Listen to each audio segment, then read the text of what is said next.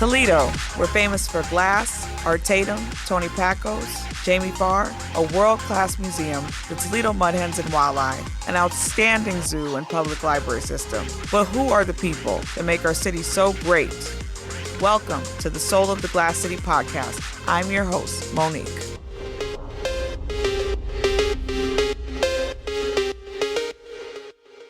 I'm so happy to be here with my guest today, the amazing Saundra Irvine. How are you doing today? I'm great. Thank you for having me. I know you're not a Toledo native, so I do want to know, starting off, what brought you to our wonderful city? Well, I'm not a Toledo native, but I got here as fast as I could. Actually, we came for business purposes. My husband was born and raised here. Okay. I didn't know that part. Yes, and he came for business, a family business. We came after 27 years in Washington, D.C., and at first I thought, oh my gosh, it's so slow. And then I grew to love this city and all the people that make Toledo happen.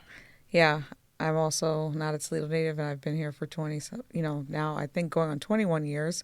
So I understand. Coming from New York, it felt super slow, and I was like, oh my God. But then I learned to appreciate and love that about Toledo. Truly. For those just learning about you, who are you and what do you do? Well, don't go into the whole what thing. areas do you want to know? just who you are at today. Okay. I was born and raised in Pittsburgh, Pennsylvania. I attended college E.W. Scripps at Ohio University. I'm a professionally trained chef.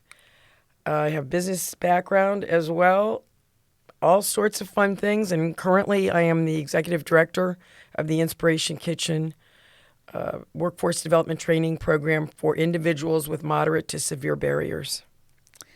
That is amazing. What inspired you to pursue a career in the food and beverage industry, and how did your journey begin? The journey, I love when people refer to things as a journey because it really all is a journey. I think some people just come out of the womb hardwired for things, and it was inevitable that I wanted to be in the food and beverage. However, my father begged me not to become a chef or go into the hospitality industry because he had owned a restaurant for 16 years and went off into other areas. So, what did he think was going to happen if you started your own restaurant or took over his? It can be a hard industry. Most of the people that are long-term in the industry have tremendous passion because it's hard work, not just the physicality of it, but the entire picture. It's very hard work, hospitality industry.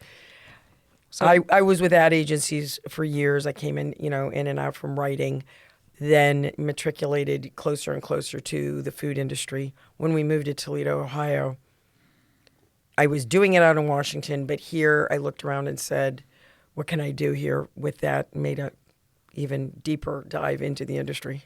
So what did he want you to be? A lawyer. I could see that. Well, actually wanted me to be a physician, and I said that. You have to laugh and say, do you have any idea what the background is for that? Well, you've had diverse experiences consulting for the United States Naval Academy and teaching enrichment courses at universities. How did these opportunities shape your career and allow you to engage with a broader audience? All of the things that we do shape us. The things that I have done in the past in business at the Naval Academy, teaching.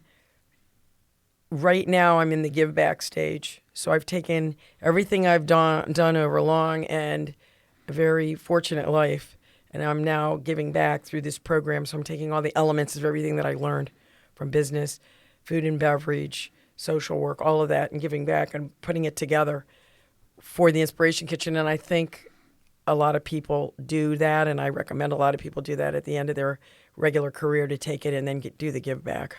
During your time with Catholic Charities, you created and directed the Opportunity Kitchen program. What were some of the challenges and successes you encountered while working with individuals with moderate to severe barriers?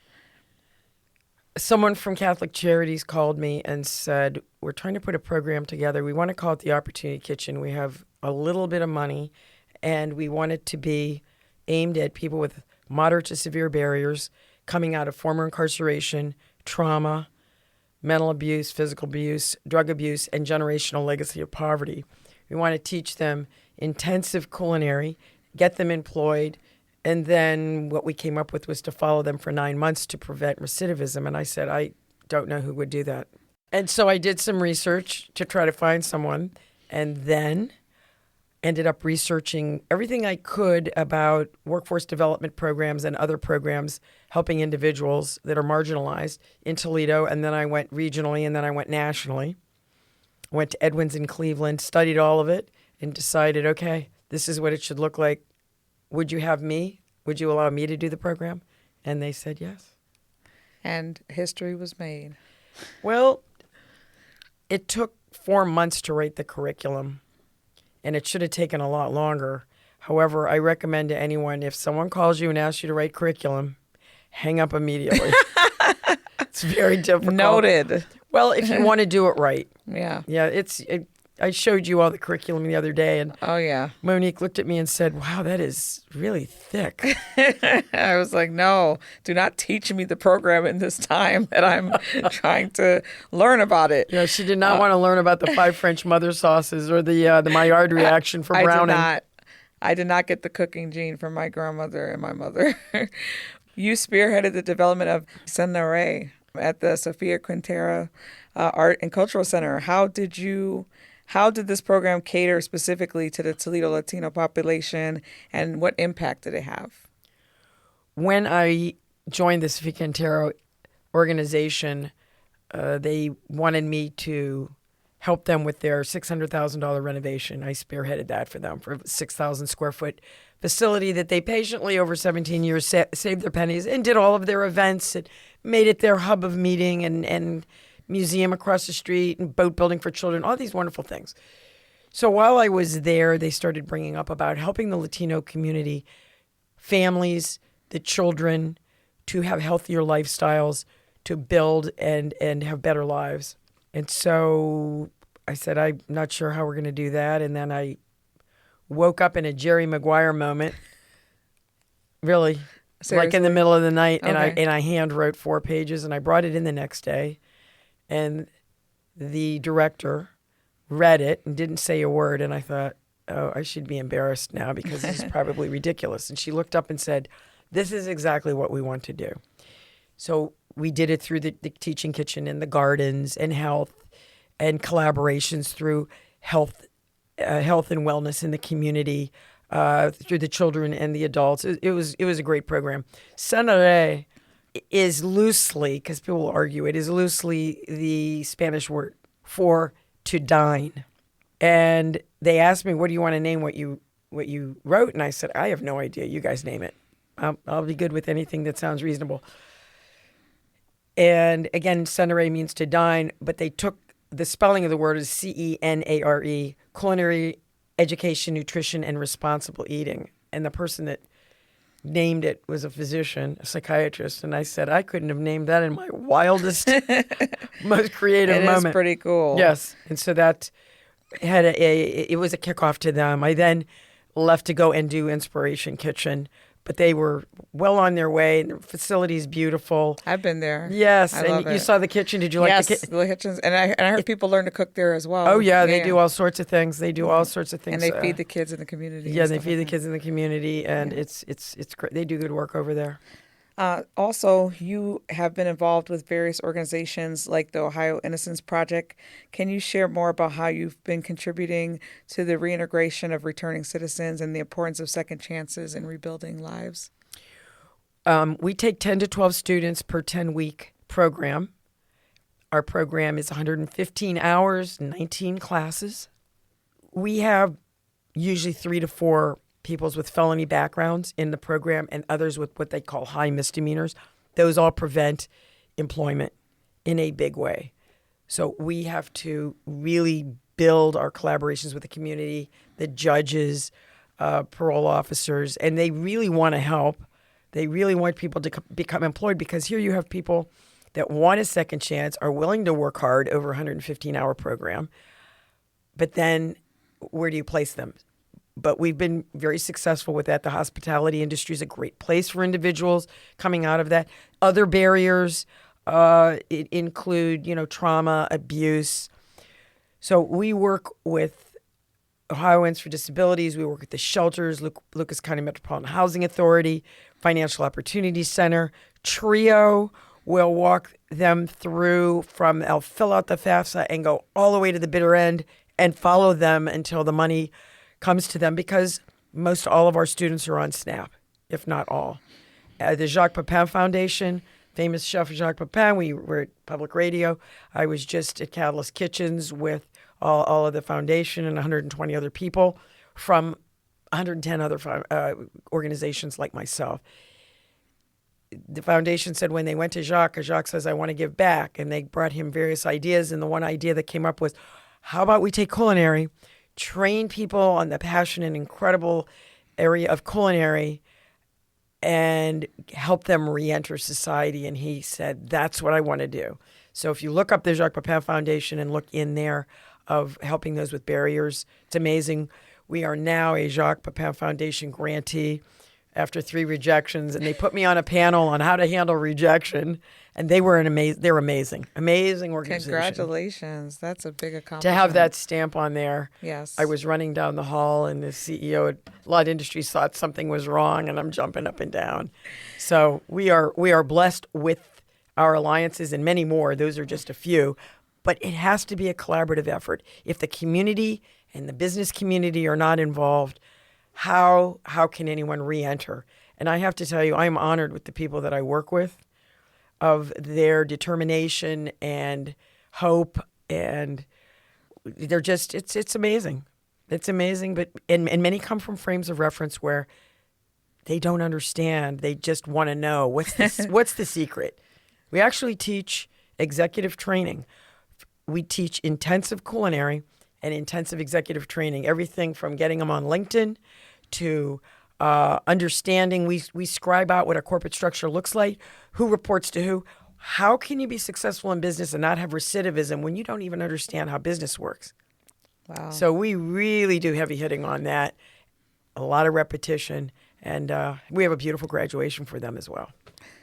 Well, I know that the building is beautiful. The kitchen was so clean. I was like, I have not seen a kitchen this clean, not even in a restaurant. Spoiler alert, it hadn't been used in 5 years. And Tim Menke, who is an amazing individual, CEO of Lott, I went in and I thought, it was 30 days, 8 to 10 hours a day to clean it up. But it has to set an example, everything we do. And we have a farm in the back. You all must come and visit. Mm-hmm. We have a 2,100 foot hoop house, as well as acres of plantings, and we have a young man named Tyler Freeman who I brought in. It's amazing. And our individuals, many of which do not have the opportunity to go around greenery, they're in the city, and they go out there and all of a sudden they light up. When we bring Farmer Tyler in to the classroom over and over, I didn't expect a lot of questions. They want to know everything. They want to know about the soil. What do you plant? How do you plant it? Why does it look different? It's just amazing. It's amazing how cathartic it is. And the one thing that I have to say is, when we do culinary education, we teach intensive transferable skills. They can really work anywhere. It applies to everything. It's just those that have more significant barriers, culinary will help them out. As a passionate advocate for workforce development, what do you believe are the most effective ways to support marginalized populations that are facing employment barriers, and how do you integrate these strategies into your programs that you do? I think you kind of answered that already, but I did, but I can answer it in 3 words: training, training, training. The more training you have, the bigger your wings become, and we see it every day. A lot of individuals, they're dying to reinvent themselves. But we have a story that we tell in the classroom, and that is, has anyone here been to a bonfire or campfire? What prevents it from going out? They just stare at me. So what prevents it? Well, you have to put wood on it or fuel. Exactly. And so over 19 classes, 115 hours, what we're doing is throwing a lot of fuel on the fire. And then we want them to do that as they go on. We do a book of the day. We do 19 books. We do a book review, 4-minute book review. And then we pass it around and they have to take a picture of the front and the back. And I say, check it out of the library. Read 2 pages. Read the back and the front. We're trying to encourage training and additional training after the program, because with training will come growth. Otherwise, you're going to go in circles. How do we integrate it into the program? We bring in 4 guest speakers. 3 of my guest speakers are wildly successful, incredibly charismatic people that came from nothing. And when I say nothing, I mean nothing. And they want to follow all 3 of them out into the parking lot. And I'm like, you have to stay here. Can't follow them out. And they explain to them what their road was, what their barriers are, and they just light up because they understand that person had the same barriers. How did you get there? One of them, I'm not going to say his name. He's a director level CEO in town. He did not get he has a doctorate. He goes by doctor. He did not get his first degree, a bachelor's, until he was in his 40s. He had been in the military and had been in police forces in the South where there was a lot of racial tension and became beloved. Then they started encouraging him. They're like, we can take you further. So he got a bachelor's, 2 masters, and a doctorate. But I raised my hand and I make him repeat it to the class. I said, when did you get your first degree again? In my 40s. There's some hope there. That's strong hope. My next question is, your work extends beyond the kitchen with initiatives like the Children's Tennis Program for at-risk youth that you had in Maryland. What motivated you to start this program, and how have you seen it positively impact your participants in the past? Well, the tennis program started on a bet. We were sitting around with a bunch of women and a friend of mine who had played tennis in college at a pretty well-known name started talking about how it would be a great thing for urban youth. And all these people said, that would never work. Why would they want to play tennis? Urban youth. She got extremely irritated and started arguing. And then we started talking after that. And I said, all right, you want to start it? I'll start it with you. We had 450 kids a summer. Pushback from USTA, pushback from this city in Maryland that didn't want to give us the tennis courts. I had to get, county councilmen involved. And it turned out to be great on a lot of levels, but 450 kids a summer. Yeah, for Urban Youth Tennis Program. Mm-hmm. See what happens when you believe in the kids? Yes. And I also wanted to bring up, you had 400 episodes of your own radio show called The Fat Cat Cooking Show. We're not going to say which station, but how did you use the media to connect with food and beverage enthusiasts? And what was your approach to interviewing nationally known guests? At the time, I had a position with the Andersons, and someone came into some of my events who was with that giant radio place. And they came up and said, we'd like you to do a show. And I said, I am doing 1 million hours a week. I would love to. Thank you. I'm flattered. I can't do it. Well, they just kept pecking away at me. And finally I said, okay, what time would it be? 7 a.m. So it lost the allure again immediately. They talked me into it. It was a 1-hour show. I would stay up to 2 and 3 in the morning a couple nights a week to write it. It was outside of work. It became so difficult. I thought, okay, I'll do 20 shows and then I'll bow out. And then I did 20 more. And then I got hooked and interviewed people all over the United States, actually some out of the United States. And I just became hooked on the talent and the amazing people that are out there in the food and beverage industry and what they're doing. Anybody and everything. I can't say names, but major distillers, the chemical engineer who is the head distiller in Jalisco, Mexico, from the liquor that's made out of agave, and just amazing individuals in what they're doing. So I got hooked on it from there, and that was it. It was great. We actually patterned it after a sports talk show. We always had at least 3 or 4 people around the table. And everybody thought that the interviews were there. They were actually, edited and done by phone, nice and tight, and then we'd play them. It was great. I already knew you had a radio voice, but then when I heard that, I said, I got to mention this in this episode. Don't be surprised if WGT tries to snatch you too. Oh, I don't know. Well, WGT does amazing things, and I learned that from when I was with the Andersons. Thank you so much for sharing your wonderful past, present, and we want to hear, what are you got going on for the future? What's going on with the Inspiration Kitchen and you? Growth, more established, more employment established, venues, and there's a lot of talent in the town right now. We're working on, now that we've gotten the Jacques Pepin Foundation Award, everybody's interested now, wants to do dinners, wine dinners, and chef dinners, which I did before when I was with other things. So it's going to grow in that way. I have to say this, we've been pretty humble. A lot of people don't know about the program, and it's time for it to really come out and get wings with individuals. We've been at Lott Industries a year, which has been amazing. Well, when we're there, they're there from 12:30 to 6:30, and we do what's called staff meal. Our students eat everything they prepared, and anyone that's around is welcome to come in. None of the food stays there. Everything they cook a lot of dishes. It's very intensive culinary. So I always tell them everything goes out the door except if we have maybe some sauces or some conserves or things like that. Well, we already took plenty, Chef. I'll say, do you have a neighbor that's shut in?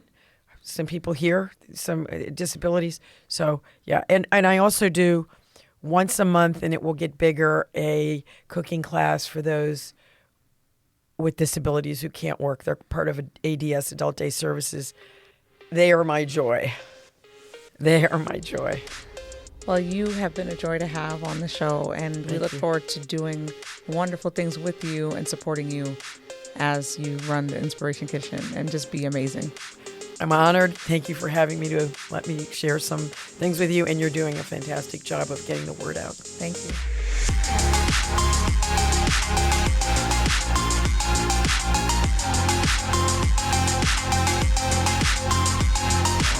Thank you, everyone, for listening. I'm your host and producer, Monique. My executive producer is Chris Pfeiffer.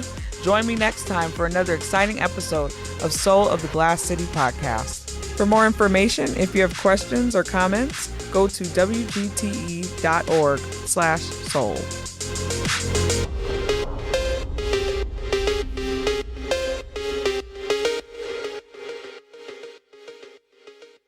WGTE.